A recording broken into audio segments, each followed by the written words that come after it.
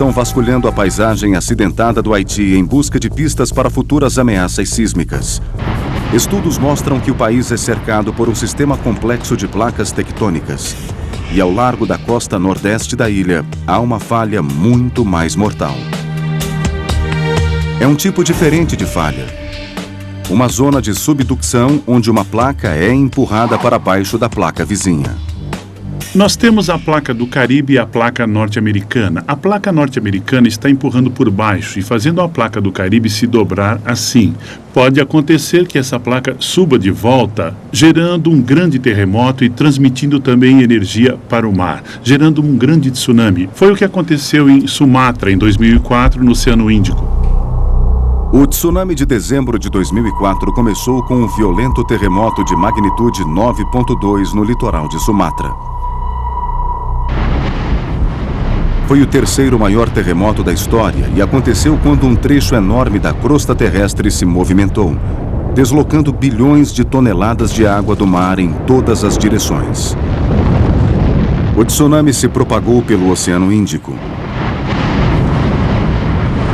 Quando atingiu a terra, levou prédios, carros e qualquer um que estivesse em seu caminho.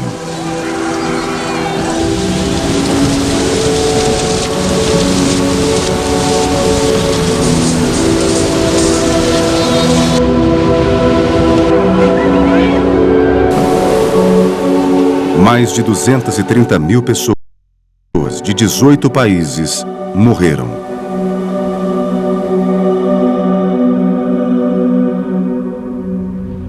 A grande zona de subducção ao largo da costa nordeste do Haiti tem potencial de se romper violentamente da mesma forma, gerando um terremoto imenso de magnitude 9. Se ocorrer um desses grandes terremotos de zona de subducção, ele provocará a ruptura da falha numa extensão de até 1.000 quilômetros. Ele criaria uma onda gigantesca, propagando-se à velocidade de um jato. Em 20 minutos, ela atingiria o litoral da República Dominicana, devastando o Haiti e o restante do Caribe. Uma hora depois, ela inundaria a América do Sul, a Flórida e o Golfo do México. Em 7 horas, o tsunami percorreria mais de 6.000 quilômetros, atravessando o Atlântico para atingir as praias da África e da Europa Ocidental. Esse cenário de pesadelo pode ser iminente. Os registros geológicos revelaram que a zona de subducção do Haiti não sofre uma ruptura há 1000 anos. Ficou claro que os riscos sísmicos agora têm de ser levados muito a sério no Caribe. A inspeção aérea de Roger Pillan sugere que ainda há tensão presa na falha que causou o terremoto de janeiro. A história mostra que Porto Príncipe pode ser atingida 2 vezes por um grande terremoto e que os tremores acabarão se estendendo para oeste a partir do Haiti em direção à Jamaica. Mas uma pergunta crucial permanece: por que tanta gente morreu no terremoto? Em termos geológicos, ele não foi particularmente forte se comparado a outros terremotos espalhados pelo mundo. Em março de 1964, o grande terremoto do Alasca atravessou a cidade de Anchorage. A terra tremeu durante 4 minutos aterrorizantes e em certas áreas o solo subiu mais de 10 metros. O terremoto causou estragos tremendos na cidade e nos seus arredores. Mas qual a dimensão desse tremor? Na década de 1930, sismólogos desenvolveram métodos para calcular a força de um terremoto. A mais conhecida é a escala Richter, que tem esse nome em homenagem ao sismólogo americano Charles Richter. As escalas de magnitude, a Richter em particular, são logarítmicas em termos do tamanho do terremoto, ou seja, um terremoto de magnitude 5 é 10 vezes mais forte que outro de magnitude 4. Um de 6 é 10 vezes mais forte que um de 5 e 100 vezes mais forte que um de 4. Há uma diferença enorme entre um terremoto de magnitude 9, por exemplo, e um de magnitude 6, 1000 vezes. O grande terremoto do Alasca teve magnitude 9.2 e foi o segundo maior da história. Ele foi 160 vezes mais forte que o terremoto do Haiti. O maior terremoto já registrado atingiu o litoral do Chile em maio de 1960. Ele teve magnitude 9,5 e foi 300 vezes mais forte que o terremoto do Haiti. Mas se o terremoto do Haiti foi relativamente fraco em comparação ao do Chile, por que houve tanto estrago? Este dragão de Komodo de 3 metros... Na tarde de 12 de janeiro, na capital do Haiti, mais de 2 milhões de pessoas não faziam ideia de que estavam em perigo iminente. Às 16h53, a terra começou a tremer com violência. Um terremoto de magnitude 7 atingiu a cidade. Em menos de 60 segundos, o abalo intenso arrasou Porto Príncipe.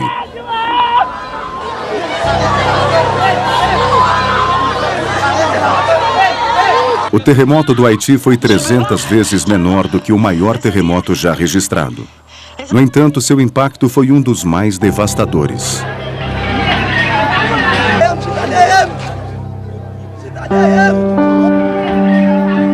Ceifando mais de 200 mil vidas. Todos os meus amigos ainda estão lá dentro. Eles estão gritando. Eu não posso fazer nada. A minha namorada, meu melhor amigo ainda estão lá dentro. E o terremoto deixou 1,5 milhão de pessoas desabrigadas. O tremor intenso derrubou 50% das construções. O entulho bloqueou as estradas de acesso da cidade. O geólogo Roger Billen está tentando descobrir por que o terremoto causou tanto estrago. Do ar, examinando a devastação, ele começa a identificar um padrão.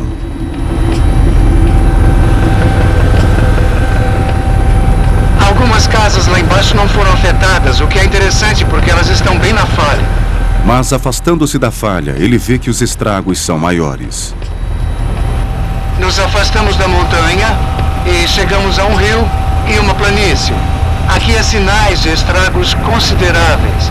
A construção ali embaixo desmoronou completamente. Acredito que era uma casa. Agora é um monte de entulho. Eu estou vendo 7, 8, 9, 10 casas completamente destruídas.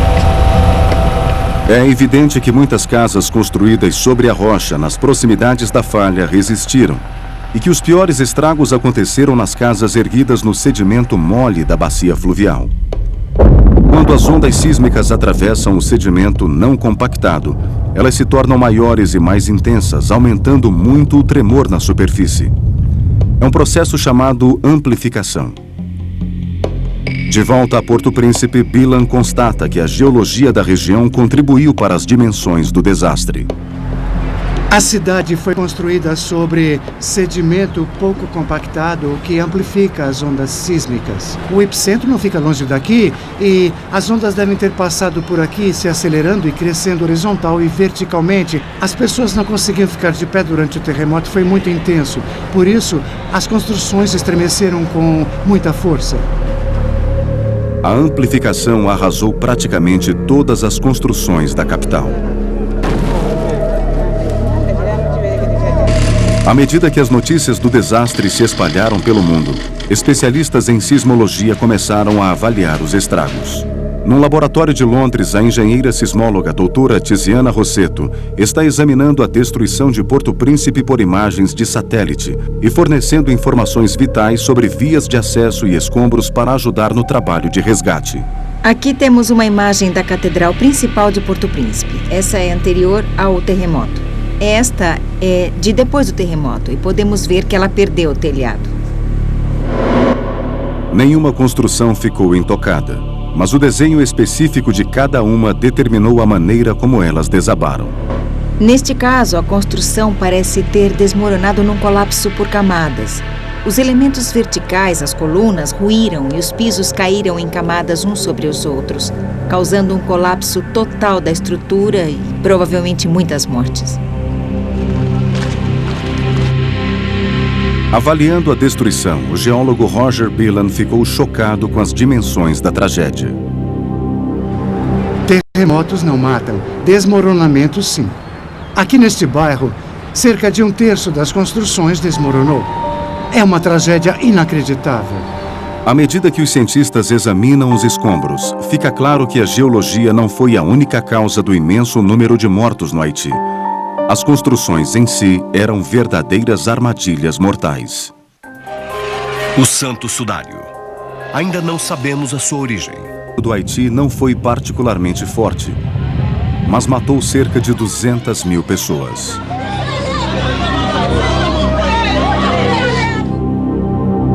O geólogo Roger Pillan está tentando entender por que o número de mortos foi tão grande.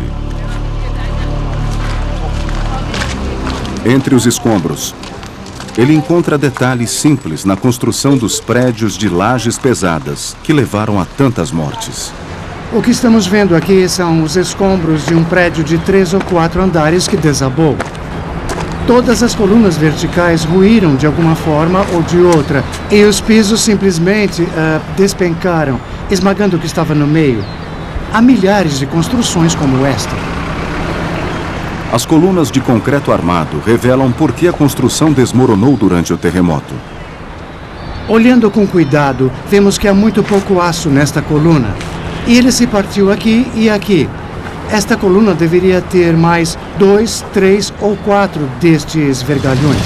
A falta de vergalhões resistentes fez da estrutura deste prédio uma armadilha de morte. O concreto sustenta a construção, mas sem aço suficiente, a estrutura toda pode cair aos pedaços. Isto aqui se partiu na junção entre a laje e a coluna. O horror do desmoronamento desses prédios foi registrado por um sobrevivente instantes após o terremoto.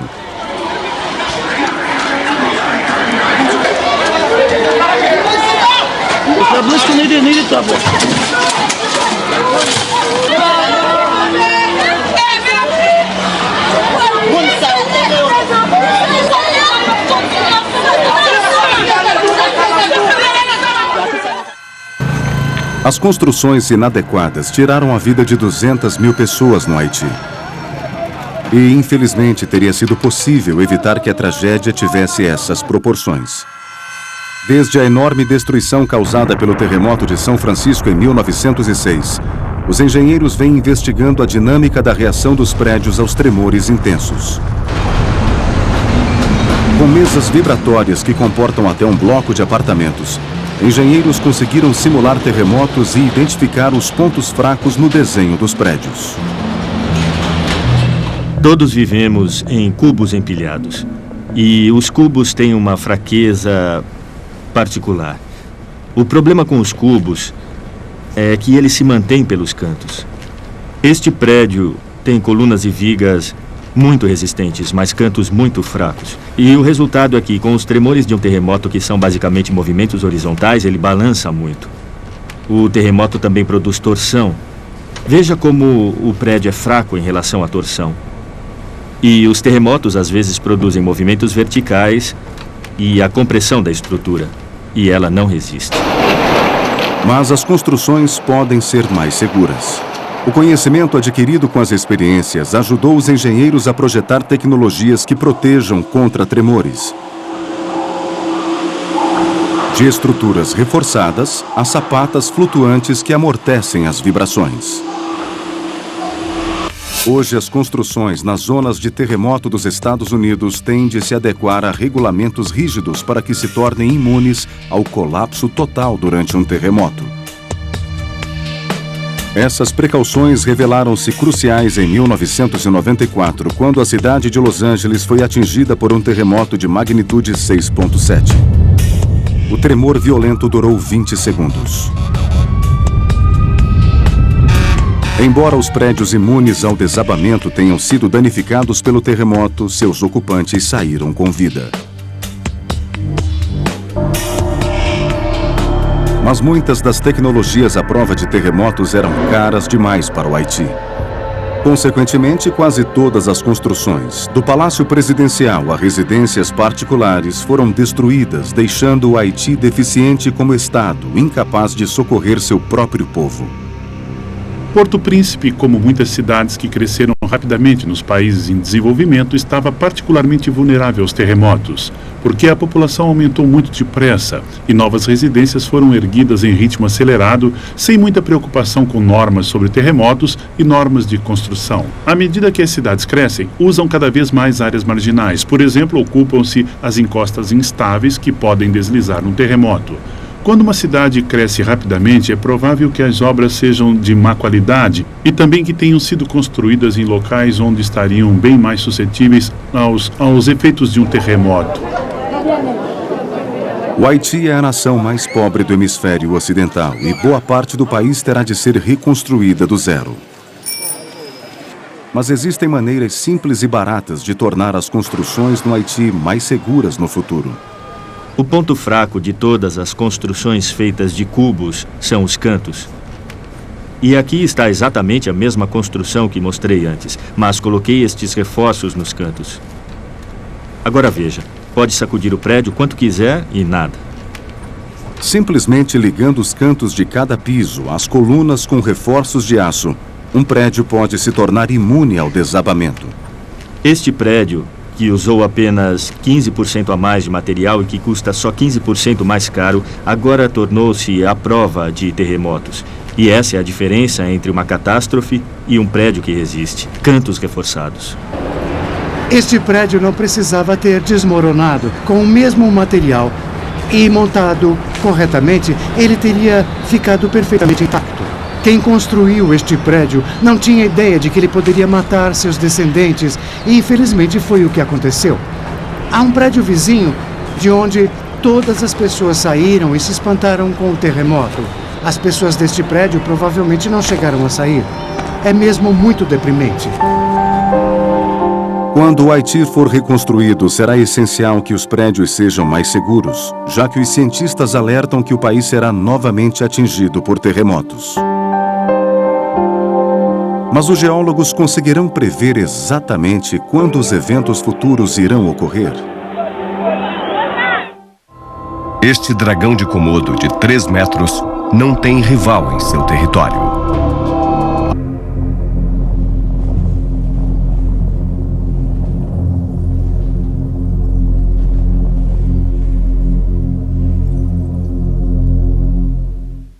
Dois anos atrás, geólogos alertaram que havia o grave risco de ocorrer um terremoto de magnitude 7.2 na falha transcorrente do Haiti.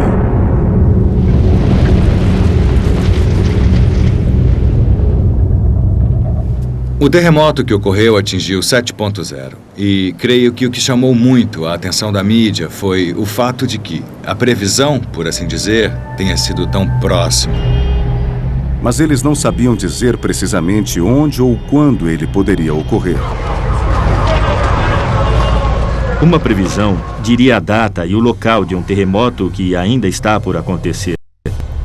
E, apesar de todos os nossos esforços, não estamos nem perto disso. Pode ser que estejamos lidando com um sistema natural tão complexo que, para essas falhas, talvez nunca cheguemos a uma previsão. Mesmo assim, os geólogos podem apontar quais as falhas que estão em risco de ruptura iminente. E os resultados são assustadores. 8 das 10 maiores cidades do mundo estão nas zonas de risco dos terremotos.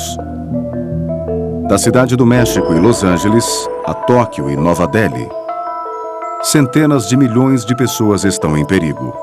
E um desses lugares é Istambul.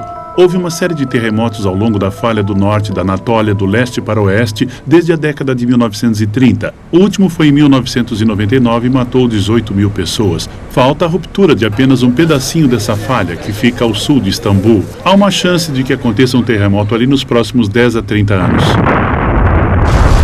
Nos últimos 100 anos, os terremotos mataram quase 2 milhões de pessoas. Um terço deles aconteceu na última década. Há mais pessoas em risco agora do que em qualquer outra época. Não é porque há mais terremotos ou porque eles estão mais fortes, é porque os locais onde as pessoas vivem, os centros urbanos nas zonas de alto risco sísmicos estão maiores. Por isso há mais pessoas vulneráveis e expostas nas zonas sísmicas. Os países em desenvolvimento foram os mais afetados pelas baixas causadas por terremotos. Das 600 mil pessoas que morreram nos últimos 10 anos, 99% estavam em zonas de crescimento urbano descontrolado, com construções mal preparadas. Acho que o ser humano acredita que consegue controlar tudo, mas terremotos e movimentações de placas tectônicas não são controláveis. É como viver sobre uma bomba relógio. Uma bomba relógio que não sabemos quando vai explodir. Mas o que pode ser feito para evitar que o Haiti sofra com outra grande catástrofe? A única proteção contra os terremotos é estar preparado. Há muitas etapas aqui para educar as pessoas e melhorar a maneira como constroem suas casas e seus escritórios. Não é uma tarefa fácil, principalmente num país como o Haiti, onde não há muitos recursos. Eles vão precisar de muita ajuda. Para o geólogo Roger Billen, o estudo das forças terrestres agora tem uma face humana. O que acontece é que os cientistas não têm emoções. E, olhando o estrago, se parece com qualquer outra cidade depois do terremoto, mas uma coisa realmente partiu meu coração. Eu vi uma menininha de uns 2 anos de idade que, obviamente, estava muito ferida nos olhos. O enfermeiro estava fazendo um curativo. Estava tudo muito quieto e a criança também estava muito quieta. Aquilo para mim sintetizou tudo. Foi de partir o coração. Eu não consegui.